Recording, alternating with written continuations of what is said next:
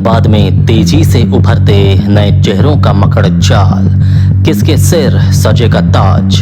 दावेदारों की फहरिस्त से जूझ रही हैं सभी राजनीतिक पार्टियां। कोयला राजधानी में आम मतदाताओं में पसरी है खामोश।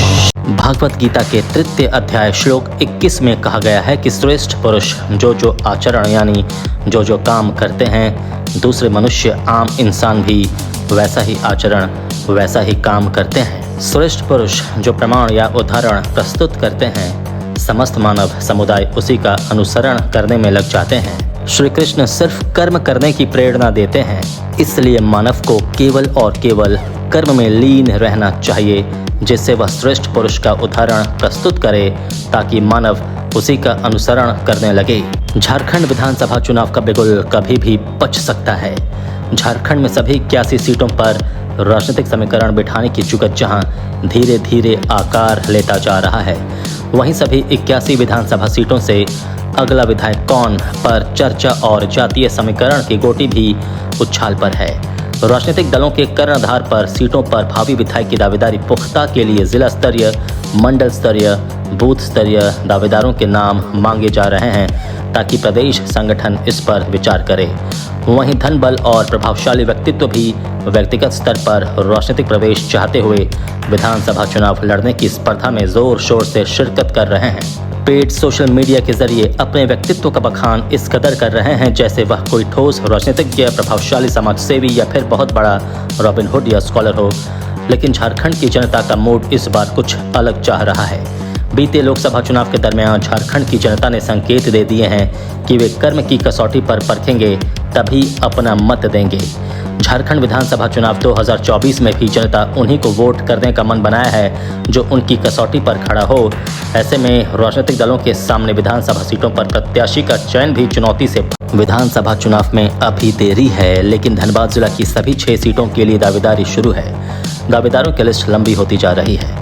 विधानसभा चुनाव के लिए भाजपा, कांग्रेस, राजद, जदयू, जेएमएम पार्टी के दावेदार विधानसभा सीटों पर अपनी दावेदारी पुख्ता कर रहे हैं।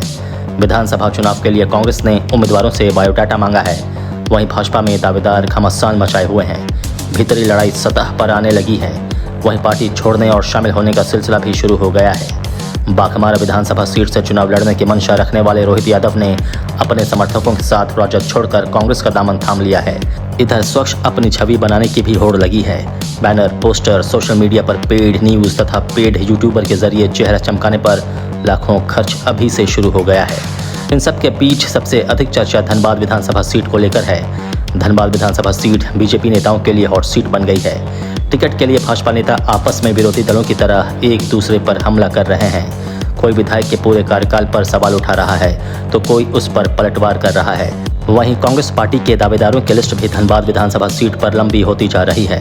विधानसभा चुनाव के लिए कांग्रेस ने उम्मीदवारों से बायोडाटा मांगा है, जिसमें अब तक 6 कांग्रेसियों ने धनबाद सीट के लिए दावेदारी पेश की है। दावेदारी जमा करने की अंतिम तिथि 28 अगस्त है। इधर धनबाद विधानसभा के विभिन्न इलाकों में समाज सेवी सह प्रख्यात उद्योगपति एलबी सिंह दौरा शुरू कर चुके हैं। इनकी मंशा धनबाद विधानसभा सीट से भाजपा की टिकट पर चुनाव लड़ने की है। इसके लिए एलबी सिंह अब वर्तमान भाजपा विधायक राज सिन्हा को सीधे जुबानी हमले से टारगेट भी कर रहे हैं। वहीं जनता के बीच जाकर उनकी समस्याओं को सुनने और उसके निदान की भी बात कर रहे हैं। यहाँ बता दें कि धनबाद कोयलांचल क्षेत्र में अपने व्यवसाय के लिए पहचान रखने वाले रसूखदार एलबी सिंह पहले कभी भी जनता के बीच नहीं गए। इनकी बीसीसीएल में आउटसोर्सिंग के जरिए कोयला उत्खनन का कार्य चलता है। आउटसोर्सिंग स्थल के आसपास बसी आबादी के साथ अक्सर विवाद होता रहा है। ग्रामीणों और इनकी कंपनी के बीच उपजे विवादों और मारपीट को बयां नहीं किया जा सकता।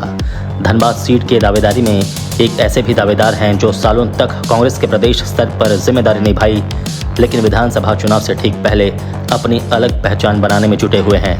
हालांकि इनकी पहचान अपनी गली तक सीमित है। वहीं धनबाद सीट से एक अस्पताल निदेशक भी भाग्य आजमाने के लिए जद्दोजहद कर रहे हैं। हालांकि इनकी आलोचनाओं का बाजार सबसे अधिक गर्म है। लोग यहां तक कह रहे हैं कि मुर्दे तक से पैसा उगाही करने वाला यह इंसान जनता का क्या भला करेगा। इधर झारखंडी भाषा खतियान संघर्ष समिति ने राज्य की करीब 50 से अधिक विधानसभा सीटों पर प्रत्याशी मैदान में उतारने का ऐलान कर दिया है। इसका प्रभाव धनबाद जिला के सभी 6 विधानसभा सीटों पर पड़ेगा। धनबाद विधानसभा सीट भी अछूता नहीं है। दावेदारों का टारगेट JBKSS पार्टी भी है। सफेद पोश दावेदार इस फिराक में हैं कि उन्हें यदि भाजपा या कांग्रेस से टिकट नहीं मिली तो JBKSS पार्टी में शामिल होकर चुनाव लड़ेंगे। ज्ञात हो कि जयराम महतो ने बीते दिनों घोषणा करते हुए कहा था कि सिंदरी, टुंडी, बागमारा में उनके पार्टी का जनादेश है, वहां प्रत्याशी देंगे और धनबाद सीट पर जनाधार कम है लेकिन यहां भी प्रत्याशी देंगे और जो चेहरा सामने आएगा वह चौंकाने वाला होगा। यही वजह है कि सफेद पोश धनबाद सीट के दावेदार अभी अपना पत्ता नहीं खोल रहे हैं और समय की ताक में हैं। इधर जदयू भी जिन 3 सीटों पर दावेदारी पेश कर रहा है उनमें टुंडी, झरिया और धनबाद शामिल है। भाजपा विधायक राज सिन्हा के सामने चुनौतियों का अंबार। भाजपा से तीसरी बार धनबाद सीट से विधायक बनने का सपना ही नहीं, हकीकत बुनने की दिशा में प्रयास कर रहे धनबाद के निवर्तमान भाजपा विधायक राज सिन्हा के लिए विधानसभा चुनाव 2024 से ठीक पहले चुनौतियों का अंबार खड़ा है। भाजपा कार्यकर्ताओं के निशाने पर है। संगठन के भीतर खास से विधायक राज सिन्हा के खिलाफ प्रदेश स्तरीय नेता की उपस्थिति में 2 बार मुर्दाबाद के नारे लगे, हटाओ भाजपा बचाओ का आवाज बुलंद किया गया। वहीं LB सिंह अब विधायक राज सिन्हा को सीधे जुबानी हमले से टारगेट भी कर रहे हैं। विधायक राज सिन्हा और LB सिंह के बीच जुबानी हमला शुरू हो गया है। बीते 20 अगस्त को सड़क पर जल जमाव को लेकर धया में विधायक राज सिन्हा ने कई लोगों के साथ जल सत्याग्रह किया तो समाजसेवी सह कोयला उद्यमी LB सिंह ने आरोपों की बौछार कर दी। LB सिंह ने निकम्मा जनसेवक करार देते हुए कहा कि वे 10 साल विधायक रहे, अगर काम किया गया होता तो जल सत्याग्रह करने की नौबत नहीं आती। हालांकि दूसरी ओर धनबाद विधानसभा क्षेत्र के वर्तमान विधायक राज सिन्हा आश्वस्त हैं कि भाजपा उन्हें तीसरी बार मौका देगी। उन्होंने धनबाद सीट से दावेदारों और टिकट के सवाल पर मीडिया से कहा कि पार्टी निर्णय लेगी किसको टिकट देना है और किसको नहीं। जनता जिस पर मुहर लगाएगी वही चुनाव जीतेगा। चुनाव जीतने के लिए अलग से तैयारी नहीं करना है। हम जब से विधायक बने हैं गली नाली और मोहल्ले में ही घूमते रहे हैं और जनता के बीच ही रहे हैं। जनता फिर जिताएगी तो जीतेंगे। उन्होंने LB सिंह के बयान पर पलटवार करते हुए कहा कि पार्टी का नया चेहरा है, ऐसा आसमान में बहुत उड़ता रहता है। धनबाद विधानसभा सीट पर चुनावी मुख्य मुकाबला भाजपा और कांग्रेस के बीच रही है। आगामी विधानसभा चुनाव 2024 के मद्देनजर धनबाद सीट से कांग्रेस खेमे में दावेदारों की लंबी लिस्ट तो है, पर इसमें से एक की भी राजनीतिक रसूख नहीं कहा जा सकता। अभी तक धनबाद सीट से कांग्रेस के दावेदारों में पंकज कुमार, रवि चौधरी, वैभव सिन्हा, रवि रंजन सिंह, गौरीशंकर प्रसाद, महेश शर्मा सहित 6 लोगों ने कांग्रेस से टिकट की दावेदारी के लिए पर्चा भरा है। 2 दिनों के भीतर कुछ और नाम शामिल होंगे, लेकिन अब तक जो नाम सामने आए हैं उनमें से वैभव सिन्हा राजनीतिक विरासत रखते हैं और कोयलांचल के पहले माफिया डॉन कहे जाने वाले कांग्रेस नेता BP सिन्हा के पोते हैं। वहीं रवि चौधरी एक सफल बिजनेसमैन और शिक्षा जगत में अपने technical college, BEd college, medical college समेत विभिन्न शिक्षा व्यवसाय के लिए झारखंड और बिहार में पहचान रखते हैं। रवि चौधरी और वैभव सिन्हा दोनों ही भूमिहार जाति से ताल्लुक रखते हैं। दमदार चेहरा की बात करें तो भाजपा के मुकाबले कांग्रेस में दमदार चेहरे की कमी है। संगठन में गुटबाजी के कारण दमदार चेहरे नहीं बने, जो उभरे उन्हें खींच तान कर नीचे ढकेल दिया गया। भविष्य तलाश रहे चुनिंदा चेहरे। धनबाद विधानसभा सीट से विधानसभा चुनाव की मंशा पाले और विधायक बनने का सपना लिए कुछ चेहरे अपना वजूद तलाश रहे हैं। इन चेहरों में एक हैं असरफी हॉस्पिटल के मालिक हरेंद्र सिंह। हरेंद्र सिंह इन दिनों समाज सेवा का आवरण ओढ़कर चुनावी दंगल लड़ने का मंसूबा बनाए हुए हैं। राजपूत जाति से आते हैं लेकिन समाज में पकड़ ठाक के 3 पात के बराबर है। गरीब और मध्य वर्ग के लोग हरेंद्र सिंह को अस्पताल मालिक के तौर पर जानते पहचानते हैं, पर समाजसेवी नहीं मानते। धनबल का जबरदस्त उपयोग कर विधायक बनने के लिए प्रयास शुरू कर दिया है। सोशल मीडिया पेड न्यूज़ को हथियार बनाकर छवि सुधारने की कोशिश जारी है। देखा जाए तो हरेंद्र सिंह की पहचान बड़े घरानों के बीच ही सीमित है। आम लोग इन्हें नहीं के बराबर जानते हैं। बड़े अस्पताल के संचालक होने के कारण उनका नेटवर्क सिर्फ बड़े लोगों के बीच ही सीमित है। भाजपा के एक राष्ट्र नेता से नज़दीकी संपर्क है, लेकिन जीत दिलाने के नाकाफी है। राजनीति की दुनिया के नए खिलाड़ी हैं, संगठन का अनुभव नहीं है। इनके अलावा प्रशांत सिंह, अमरीश सिंह, रणजीत सिंह, विनय सिंह आदि नाम भी भाजपा से टिकट के दावेदारों के लिस्ट में शामिल हैं। ये सभी चेहरे भाजपा संगठन से जुड़े चेहरे हैं। इन सभी चेहरों के नज़र में संगठन सर्वोपरि है।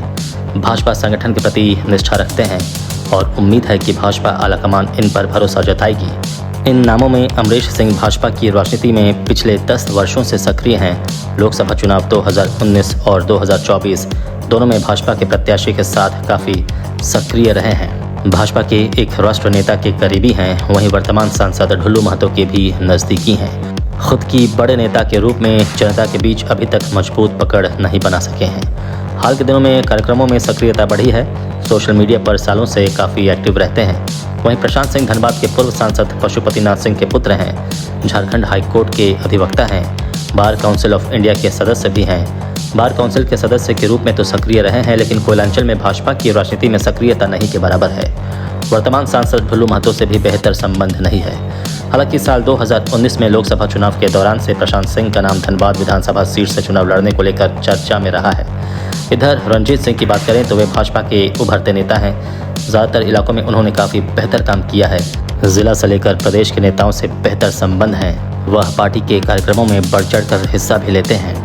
उनमें मुद्दों की समझ भी है, युवा हैं और ज़मीन पर भी काम करते रहते हैं। प्रदेश भाजपा की राजनीति में तेजी से उभरे विनय सिंह का नाम भी चर्चा में है।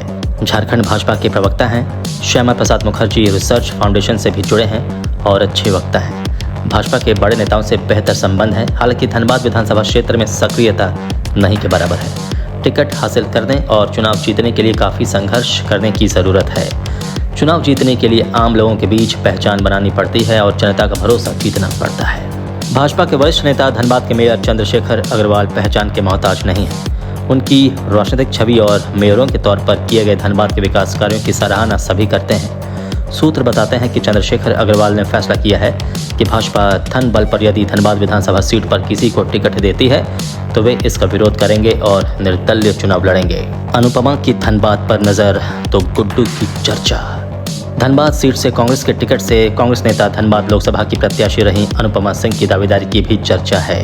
लोकसभा चुनाव हारने के बाद से ही संकेत दिए गए कि अनुपमा सिंह धनबाद विधानसभा सीट से आगामी विधानसभा चुनाव लड़ सकती हैं। लोकसभा चुनाव के बाद से ही अनुपमा सिंह धनबाद जिला में जमी हुई हैं। यहां अनुपमा इंटेक्स संगठन को मजबूती देते हुए धनबाद जिला की जनता से संवाद बना रही हैं। अटकलें हैं कि अनुपमा सिंह धनबाद विधानसभा सीट से चुनाव लड़ सकती हैं।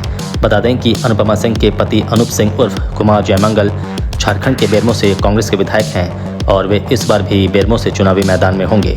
इधर कांग्रेस की छरिया विधायक पूर्णिमा नीरज सिंह के देवर रघुकुल के अभिषेक सिंह उर्फ गुड्डू का नाम धनबाद विधानसभा सीट से चुनाव लड़ने के लिस्ट में चर्चा में है। सूत्र बताते हैं कि कांग्रेस आलाकमान बीते लोकसभा चुनाव में ही अभिषेक सिंह पर दाव लगाना चाहती थी। कांग्रेस के सर्वेक्षण टीम ने अभिषेक सिंह के नाम पर एक सर्वे भी किया था, लेकिन रघुकुल परिवार से लोकसभा चुनाव न लड़ने का फैसला पर अभिषेक सिंह का नाम कांग्रेस सर्वेक्षण टीम ने पीछे खींच लिया। सूत्र बताते हैं कि पूर्व डिप्टी मेयर और कांग्रेस नेता दिवंगत नीरज सिंह के साथ परछाई की तरह गुड्डू जी उर्फ अभिषेक सिंह का नाम जोड़ा जाता था। अभिषेक सिंह की छवि साफ सुथरी रही है और नीरज सिंह के विचारों और संकल्प से पोषित रहा है। कांग्रेस से धनबाद विधानसभा सीट से गुड्डू जी उर्फ अभिषेक सिंह की दावेदारी भी पुख्ता बताया जा रहा है। इन सब के बीच धनबाद विधानसभा सीट की राजनीतिक गणित की बात करें तो धनबाद में करीब 4.4 लाख वोटर हैं। यहाँ नौकरी और व्यवसाय के लिए बिहार, पश्चिम बंगाल और उत्तर प्रदेश से आकर बसे 60 से 65% शहरी वोटर ही हमेशा प्रभावी होते हैं, जो जीत हार का फैसला करते हैं।